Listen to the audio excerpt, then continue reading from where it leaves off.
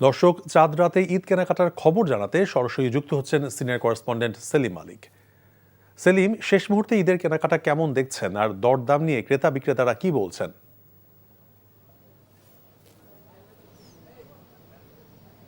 দেশের আকাশে ঈদ উল ফিতরের চাঁদ দেখা যায়। এনটিভির দর্শকদের ঈদের শুভেচ্ছা জানাচ্ছি।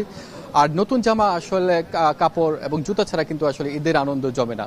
তাই শেষ মুহূর্তে আমরা দেখতে পাচ্ছি রাজধানী বসুন্ধরা এলাকায় কিন্তু দেখতে পাচ্ছি যে শেষ মুহূর্তে আসলে কেনাকাটা চলছে।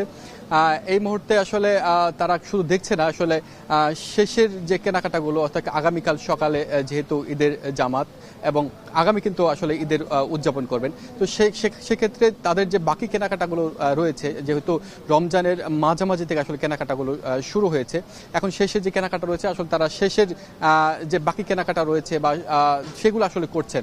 আপনি জানেন যে ঢাকা ছেড়ে কিন্তু আসলে অর্ধেকের বেশি মানুষ চলে গেছে। এখানে যারা রয়েছেন আসলে তারা এই ঢাকায় ঈদ উদযাপন করবেন, তারাই কিন্তু আসলে কেনাকাটাগুলো করছেন।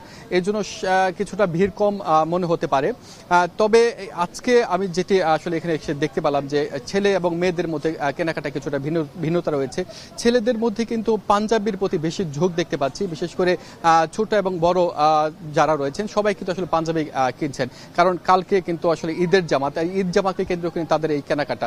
আর মেয়েদের মধ্যে আসলে নারীদের মধ্যে বয়সের ভিন্নতা অনুযায়ী কিন্তু তাদের আসলে পোশাকের ভিন্নতা এসছে। যেমন যারা ছোট তারা কিন্তু ঈদের পার্টি ড্রেসের প্রতি তাদের এক ধরনের ঝোঁক রয়েছে, এবং যারা একটু টিনেজের তারা কিন্তু সালোয়ার কামিজ, এবং যারা মাঝবয়সী তাদের কিন্তু আমরা দেখতে পাচ্ছি যে তারা শাড়িটাকে বেশি প্রাধান্য দিচ্ছেন।